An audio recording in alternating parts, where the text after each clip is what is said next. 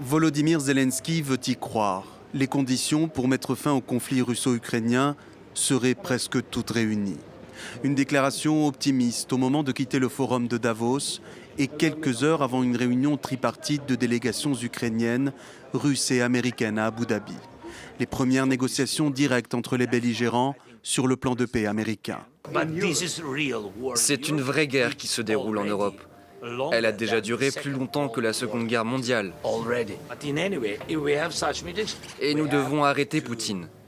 Ces nouvelles réunions, je l'espère, vont nous rapprocher un peu plus de la paix.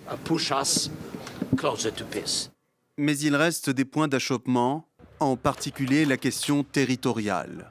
La Russie reste intransigeante. Elle exige le retrait des troupes ukrainiennes du Donbass, qu'elle contrôle en grande partie, et qui reste l'épicentre des combats entre les deux pays.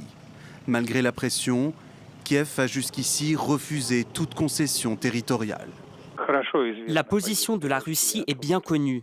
L'Ukraine et ses forces armées doivent quitter le Donbass et s'en retirer. C'est une condition très importante. D'autres points restent également à l'ordre du jour des négociations. L'Ukraine l'assure. Elle aurait obtenu de son côté des garanties de sécurité de la part de Washington pour dissuader la Russie d'envahir son territoire à nouveau. Pour Kiev, c'était une condition non négociable pour parvenir à un éventuel accord de paix.